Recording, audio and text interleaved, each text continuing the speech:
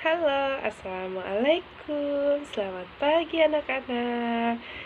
Nah, perkenalkan nama kakak Yoli Nopianti. Kakak mahasiswa Universitas Buana Perjuangan Karawang, yang insya Allah 2 minggu ke depan kalian akan belajar bersama kakak.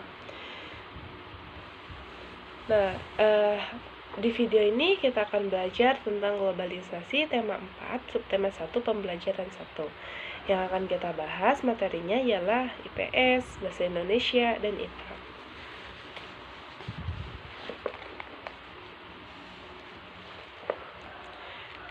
Di era globalisasi, didukung oleh kecanggihan informasi dan teknologi membuat perubahan yang sangat besar bagi kehidupan manusia yang menyebabkan tidak ada batasan ruang dan waktu. Sekarang, coba kalian perhatikan di sekitar kamu. Ternyata banyak sekali globalisasi yang ada di sekitar kita, bukan? Globalisasi menciptakan ruang dan waktu tanpa batas. Dengan dukungan teknologi berupa televisi, internet, smartphone, komunikasi dapat dilakukan dengan cepat. Informasi-informasi dari belahan dunia dapat diketahui oleh seseorang dengan cepat. Contohnya, apa yang terjadi di Amerika, kita bisa ketahui saat ini. Begitupun sebaliknya. Nah, begitupun dengan kemajuan transportasi, membuat jarak yang ratusan atau ribuan kilometer dapat ditempuh dengan waktu hanya beberapa jam atau hari saja. Begitu mudahnya akses, begitu canggihnya teknologi, membuat semua orang terlibat di dalamnya. Sadar gak sih, ini semua adalah dampak globalisasi?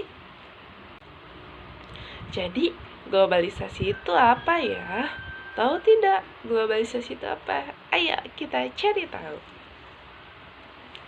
Globalisasi berasal dari kata globalization. Global yang artinya mendunia. Recession yang artinya proses. Jadi, globalisasi adalah proses yang mendunia, membuat semua manusia saling terbuka dan tergantung sama lainnya. Contoh batas waktu dan jarak. Semua ini didukung oleh perkembangan teknologi, alat transportasi, serta adanya pers yang bebas. Sekarang kalian lihat gambar di sini. Kalian bisa tidak menyebutkan barang-barang ini berasal dari negara mana saja? Baik, kakak sebutkan. Yang pertama di sini ada gambar batik berasal dari Indonesia, yang kedua ada gambar karpet berasal dari Turki, yang ketiga ada boneka yang berasal dari Tiongkok, yang keempat ada gambar mobil yang berasal dari Jepang, yang kelima ada gambar jam berasal dari Swiss, dan susu dari Selandia Baru. Nah, globalisasi ini memungkinkan produk dari negara lain dapat kita temui di negara ini. Jadi, bagaimana dengan produk kita?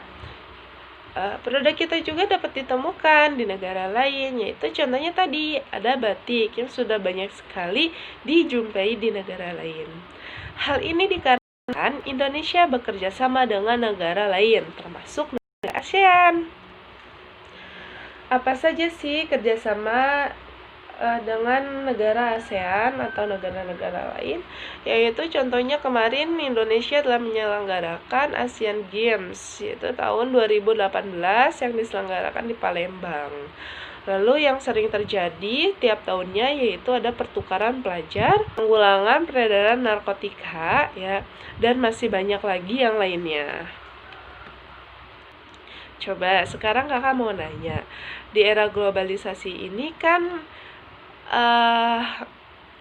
semakin canggih ya di bidang teknologi. Otomatis kita menggunakan handphone, televisi, kulkas, dan lain-lain. Itu semua jika tidak ada listrik bagaimana ya?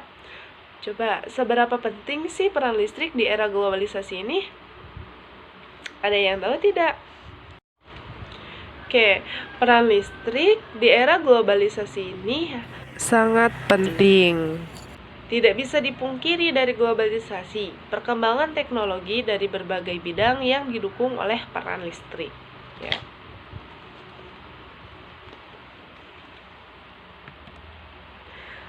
Kamu tahu tidak, bagaimana cara menghasilkan energi listrik. Oke, kakak jelaskan ya. Listrik dihasilkan di pusat pembangkit menggunakan beragam sumber energi pada pembangkit listrik tenaga air atau disingkat jadi PLTA. Nah, air ini dari waduk atau sungai ya, lalu mengalir melalui pintu dan diatur oleh kartu pengaman ya, yang di atas ini kartu pengaman. Air kemudian masuk ke tangki pengaman ya. Lalu air di dalam pipa pesat mengalirkan dan mengarahkan air ke turbin ya, ke turbin melalui kartu pengatur tekanan. Untuk mendapatkan tekanan energi yang besar, energi potensial air kemudian menggerakkan turbin. Nah, ini jadi muter gitu. Energi gerak tersebut kemudian diubah menjadi listrik oleh generator. Nah, ini yang dikatakan dengan generator ya, yang bulat kayak tabung. Energi listrik dari generator kemudian diatur kapasitasnya, tegangannya, dan dialirkan oleh transformer. Ya, ini transformer. Energi listrik kemudian dibagikan ke konsumen oleh saluran transmisi. Nah, ini yang dikatakan dengan transmisi, sehingga kita bisa merasakannya saat ini juga. Ya, seperti itu. Sudah paham kan cara menghasilkan energi listrik? Tadi kita sudah sajikan secara jelas. Nah, ini semua termasuk ke dalam teks eksplanasi. Kenapa sih masuk ke dalam teks eksplanasi? Karena di dalamnya yang dijelaskan secara terperinci dan detail. Itu bagian dari teks eksplanasi ya, anak-anak. Ada yang tahu tidak teks eksplanasi itu apa?